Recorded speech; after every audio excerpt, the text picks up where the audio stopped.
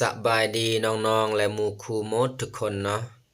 ก็ดนเติบก็บ่ได้ลงคลิปเนาะมื้อนี้ก็ถือโอกาสดีก็มาเอาลงคลิปจะมาเรียน23คำศัพท์เกี่ยวกับเหอ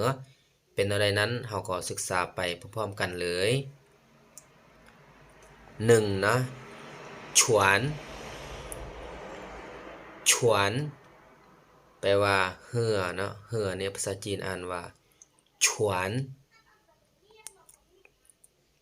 2บัดนี้ฉวนจาง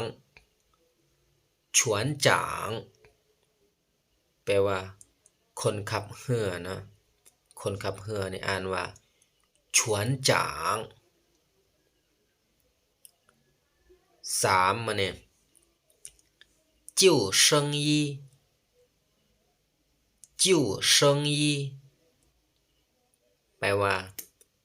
เครื่องชูชีพเนาะเครื่องชูชีพนี่ภาษาจีนอ่านว่าจิ้วเซิงยี่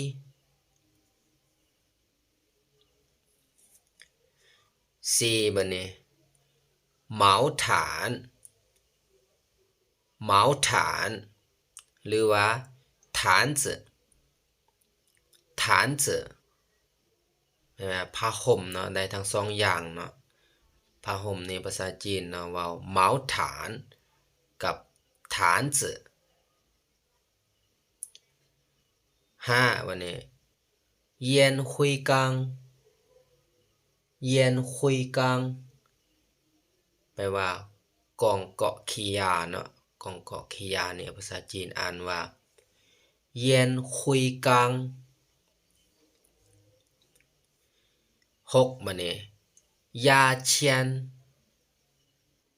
ยาเชียนแปลว่าไม้จิ้มแค้วเนาะไม้จิ้มแค้วนี้ภาษาจีนอ่านว่ายาเชียน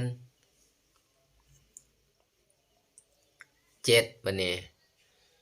ไหนจิ้งไหนจิ้ง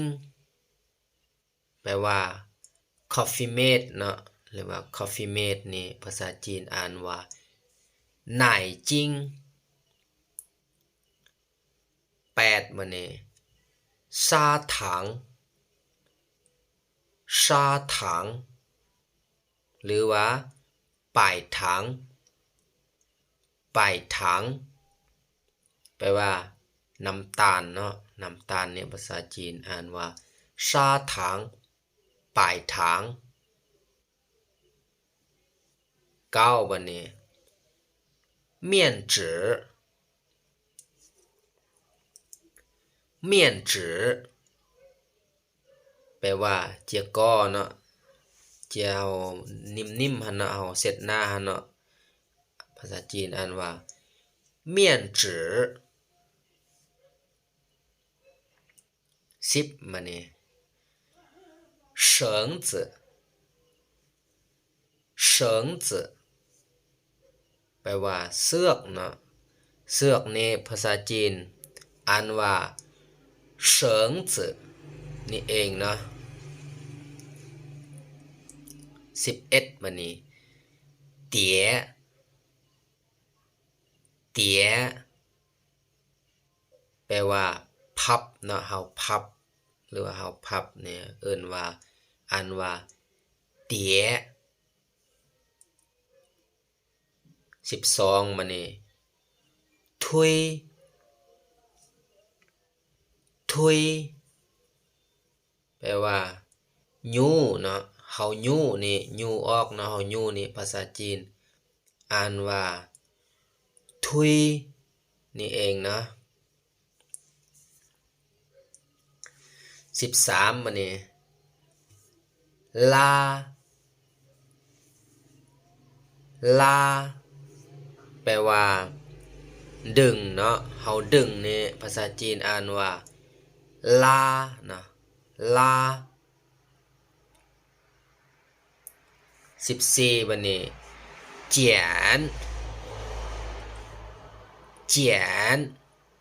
แปลว่าเก็บเนาะเฮาเก็บนี่ภาษาจีนอ่านว่าเจียน15บัดนี้เริง เริงแปลว่าทิ่มหรือว่าโยนเนาะเฮาโยนนี่นะเฮาโยนแล้วเฮาโยนทิ่มแล้วโยนเอิ้นว่าเริง16มานี่มู่โถมู่โถแปลว่าไม้เนาะจะเป็นไม้เนาะหรืออ่านว่าคันว่าไม้ทั่วไปเอิ้นว่ามู่โถเนาะมู่โถ